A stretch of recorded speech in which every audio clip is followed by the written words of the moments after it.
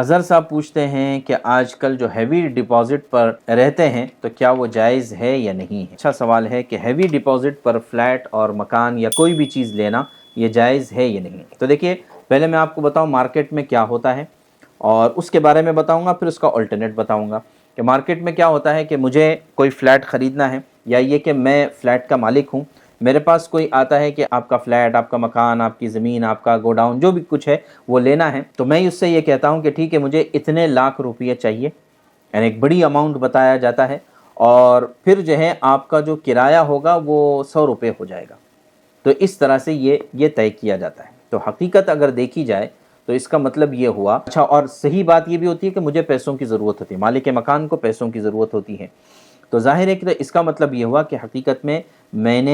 نے فلیٹ نہیں دیا ہے کرائے پر، بلکہ میں نے قرضہ لیا ہے اس سے، اور پھر جب وہ مدت ان کی پوری ہو جاتی ہے تو اس کے بعد جو ہے یہ پیسہ مجھے واپس کرنا ہوتا ہے، اور جو ہے وہ اپنا مکان خالی کر کر چلا جاتا ہے۔ تو یہاں پر بظاہر یعنی کہنے کو یہ کہا جاتا ہے کہ ہم فلیٹ دے رہے ہیں، لیکن حقیقت یہ ہے کہ میں ان سے قرضہ لے رہا ہوں، اور اس قرضہ دینے پر اس شخص کو بینیفٹ یہ مل رہا ہے کہ کرایہ یا تو نل ہو جاتا ہے یا بالکل زیرو کے برابر ہو جاتا ہے۔ بھئی جہاں پر 5,000 10,000 کرایہ ہو، آپ 100 روپیہ کرایہ لیتے ہیں، 500 روپیہ کرایہ لیتے ہیں، 19-20 کا فرق نہیں، بہت زیادہ فرق ہے، تو یہ ہو رہا ہے۔ تو اس کے بارے میں حکم یہ ہے کہ کل قرض جر نفعا فہو ربا، کہ ہر وہ قرضہ کہ جس کی بنیاد پر نفع مل رہا ہے تو وہ ربا ہے، وہ سود ہے، وہ انٹرسٹ ہے، وہ حرام ہے، ناجائز ہے۔ تو مطلب یہ ہوا کہ گویا کہ اس شخص نے مجھے قرضہ دیا، اور اس کے بدلے میں نے اپنے جائیداد کا یا اپنی پراپرٹی کا میں نے اس کو کرایہ یا تو معاف کر دیا یا بالکل نومینل لے لیا، تو یہ ربا ہے، یہ ناجائز ہے، یہ حرام ہے۔ لیکن اب مارکیٹ میں ایسا ہو رہا ہے تو کیا کرنا چاہیے؟ دو طریقے، دو راستے اس کے ہو سکتے ہیں۔ اس کا ایک طریقہ تو یہ ہے کہ آپ یہ جو آپ ایگریمنٹ کریں گے وہ آپ کرائے کا ایگریمنٹ نہیں کریں گے، آپ اس سے ایگریمنٹ یہ کریں گے کہ میں آپ سے 10 لاکھ روپے قرضہ لے رہا ہوں،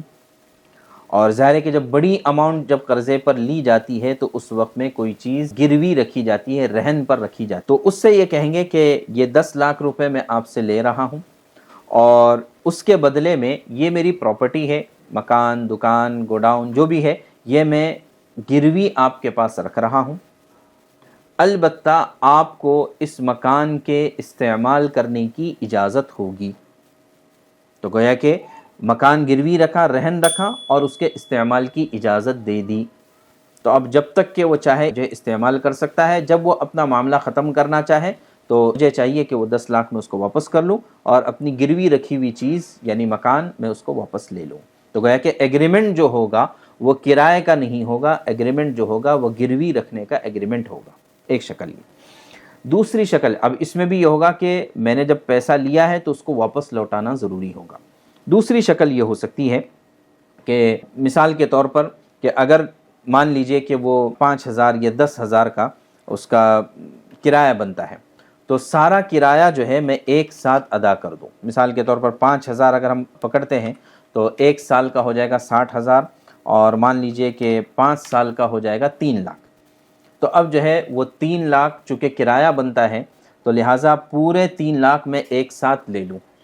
اور جب 5 سال پورے ہو جائیں گے تو اس کے بعد بس وہ مکان خالی کر دے، اتنا کافی ہے، مجھے کوئی چیز لوٹانے کی ضرورت نہیں ہے۔ لیکن سوال یہ ہوگا کہ 3 لاکھ تو بہت چھوٹی اماؤنٹ ہے، اس سے بڑی اماؤنٹ پر لیا جاتا ہے، تو اس کا جواب یہ ہے کہ ٹھیک ہے، مان لیجئے کہ آپ 3 لاکھ کے بجائے آپ نے 10 لاکھ لے لیا، 10 لاکھ لے لیا، لیکن جب جو ہے 5 سال پورے ہو جائیں گے تو پھر آپ اس 3 لاکھ کو چھوڑ کر، یعنی جو کرایہ بنتا ہے 5 سال کا اس کو چھوڑ کر باقی کی اماؤنٹ صرف آپ واپس کریں گے۔ تو اس طریقے سے بھی ہیوی ڈپازٹ اصلاً تو ناجائز ہے، لیکن اس کا یہ طریقہ نکل سکتا ہے، اس سے آپ چونکہ مارکیٹ میں اس کا رواج ہو چکا ہے تو اس وجہ سے اس طریقے سے آپ گناہ سے بچ سکتے ہیں۔ یہ دو الٹرنیٹ راستے آپ کو بتا دیے ہیں۔